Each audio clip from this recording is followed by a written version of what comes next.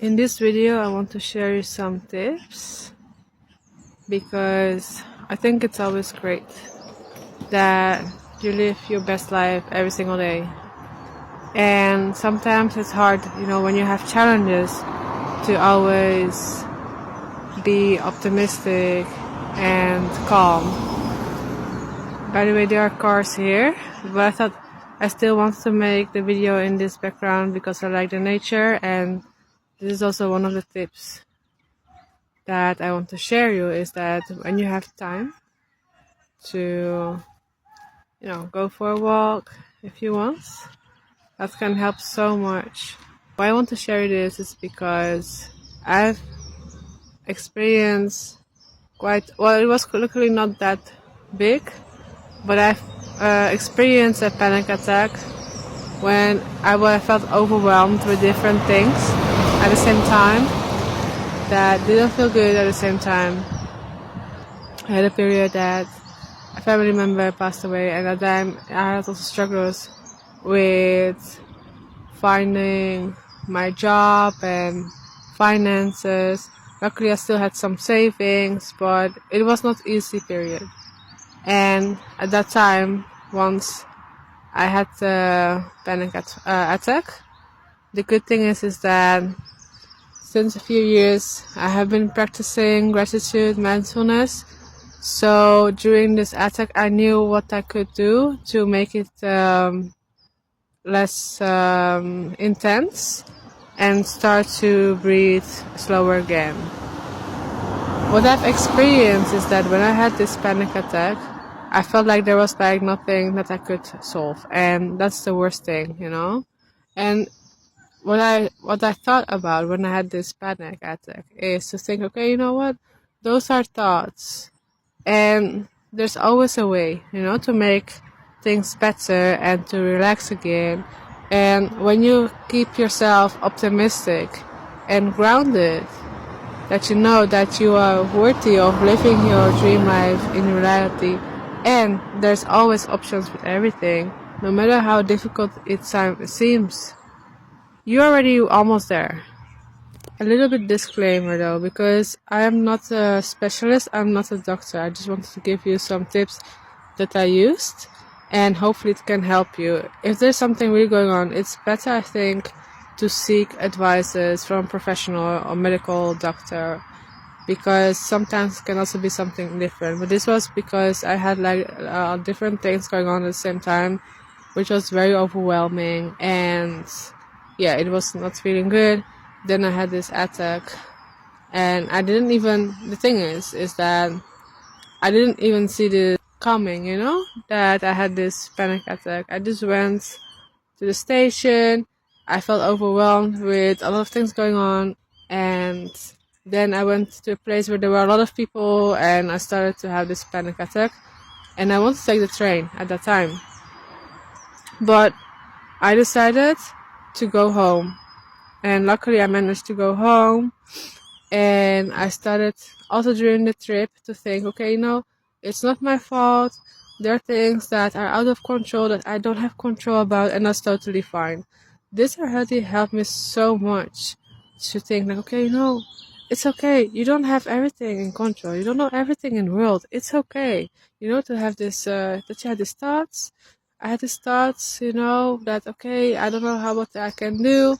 Even, the thing is, I felt guilty because normally I'm a very happy person, since I was a kid. But sometimes I also have moments that don't feel good, and this is already good to think about, that no matter how optimistic a person is in nature, sometimes there are also moments that don't feel good. I think everyone has these emotions, and unfortunately these situations as well that don't feel good. But when you're aware of that and you think, what, it's okay, it's not your fault, and you definitely don't have to feel ashamed, that can already help as well. When you make this reflection of your current situations and see okay, you are here, you're standing here, there are always, every day you can make steps forward, no matter if the steps are big or small. Every positive step counts. And, if you take all these steps every day, how much change you can make in a few months. or in a few weeks even, or in a few days. But you started to do them that you want to do. Like now, I'm working on my driving license, and yeah, it has been slower than I thought. But I'm like, well, who cares? At least I'm working on it, and hopefully I can get my driving license. Very soon. The best thing is to prevent panic attacks. But this is the thing, like, I felt guilty when I had this thing going on, and I shouldn't, because it's something I don't control. Like I was like, wow, it's just that happened, and that's why it's always, I told myself, like, you know what, it's okay, like I don't have to feel guilty because I had a panic attack going on. And at the time when I started to have this feeling like, okay, it's getting worse, I was thinking, let's make it better, the situation. And I started to do these exercises, and I distract myself. This is also a good tip, is to distract yourself, to think about or do something that you really enjoy, that you calm down.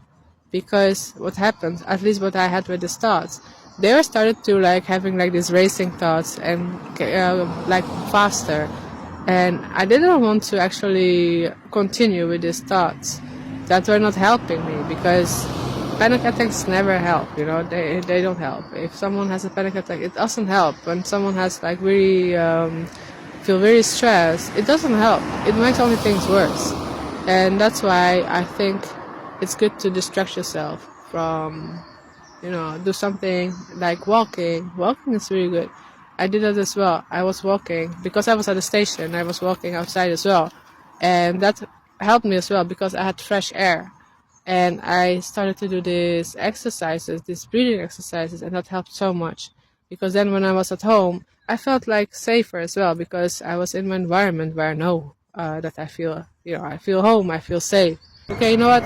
I can better just focus on this breathing than some other scenarios in the head. Have you also noticed when you feel anxious, for example, nervous, when you have to give a presentation or when you have a date or anything, that you start to breathe really fast, right? And when a person normally is calm and happy, they breathe normally calm. At least I have that. That normally when I'm at peace, I breathe slower. And when you are nervous and you think about, wait, I'm breathing faster, I can do this exercise to start breathing slower, because then I think you help your mind to relax as well. So that's a really good thing, and it's you can do it everywhere. Also at work, if you feel like overwhelmed with a lot of things, or at school, that you feel overwhelmed with, you have to do a lot of things for exams or preparation for a presentation or anything, that these exercises, you can do them at home, at work, anywhere, and probably no one is going to see it anyway, because it's just that you're breathing